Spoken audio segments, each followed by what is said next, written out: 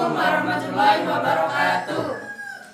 Kami dari kelompok 3 kelas 10 IPS 3 ingin mempresentasikan tentang raja-raja yang ada di Singosari yang akan dibawakan oleh Irfan Maulana Isnaini Rizky Fauzia, Nunainatul Jamalia, M. Komarudin, dan Ali Mustafa. Kalau ingin tahu videonya, simak baik-baik ya. Nah, untuk raja yang pertama yaitu Ken Arok. Ken Arok ini bergelar menjadi raja pertama dan pendiri kerajaan Singosari. Nah, Ken Arok ini sumber menyatakan bahwa ia berasal dari rakyat biasa dan bukan kalangan elit. Namun, namanya jelas tercatat dalam Prasasti Balawi, Prasasti Maribong, Prasasti Kusmala, dan Prasasti Mula Marunung. Kitab Paraton dan Nagara Kertagama juga mencatatnya dengan jelas sebagai moyang dari Hayam Wuruk. Ken Arok ini memperisti Ken Dedes yang kemudian melahirkan antara lain Anusapati, Mahisa, Wongateleng, sementara dari Ken Umang lahir Panji Tohjaya. Ketiga anak ini kelak menjadi figur penting dalam sejarah Singosari dan Majapahit. Ken Arok memulai wangsa rajasa yang akan berkuasa sampai dengan akhir Majapahit. Untuk raja yang kedua ialah Anusapati. Anusapati adalah putra dari Ken Dedes dan Akuwu Tunggal Amatung.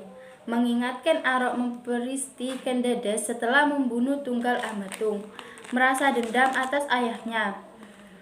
Ia kemudian membunuh Ken Arok melalui perantara seorang pengalasan.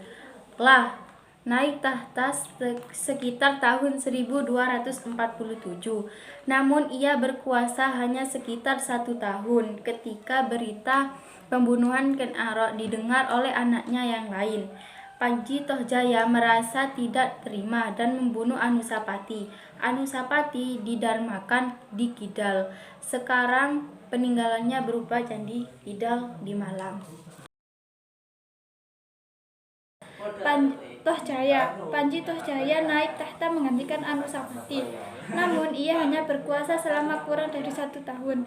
Ketika ada pemberontakan yang dilancarkan oleh kalangan rajasa dan sinalir yang menyerbu istana, Tohjaya sempat melarikan diri ke Tanglumbang, namun tewas karena luka tombak yang didapatkannya. Namun Tohjaya ini tidak disebutkan dalam negara Tragama. Salah satu alasannya bisa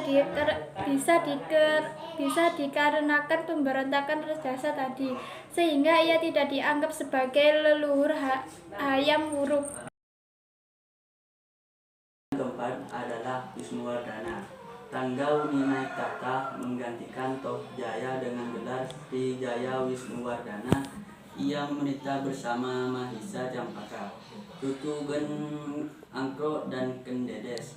Memerintah bersama Mahisa Campaka, Cucu Ken Angkro, dan Ken Dedes, Wisnuwardana berkuasa untuk lama dalam masa damai, kurang lebih selama 20 tahun.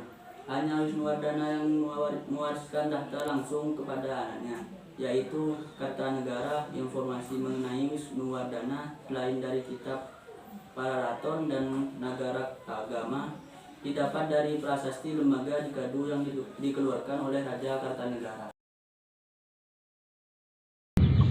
Raja yang nomor 5, Kartanegara. Kartanegara merupakan raja terakhir sekaligus terbesar dalam sejarah Singosari.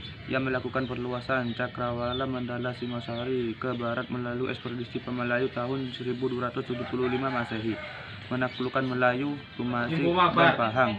Lanjutkan dengan mengalahkan Bali pada tahun 1284 Masehi. Seluruh Pulau Jawa berada di bawah kekuasaan Singasari meskipun tidak ditaklukkan secara militer. Kartanegara juga menjalin persekutuan dengan kerajaan Campa. Kebesaran kekuasaan ini menarik perhatian Kaisar Mongol yang tengah mencapai masa kejayaannya. Ia mengirimkan perwakilan untuk meminta ketundukan Kartanegara terhadap Mongol. Kartanegara menolak, memulangkan utusan dalam keadaan cacat sehingga mengundang invasi Mongol ke Jawa.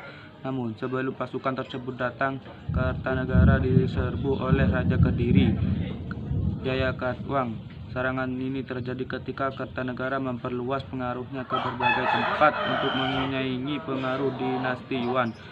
Jayakatwang adalah keturunan Kertajaya yang menyimpan dendam terhadap Raja Shah, sehingga ia menyerang ketika Singosari lemah dan menegakkan kembali Kediri.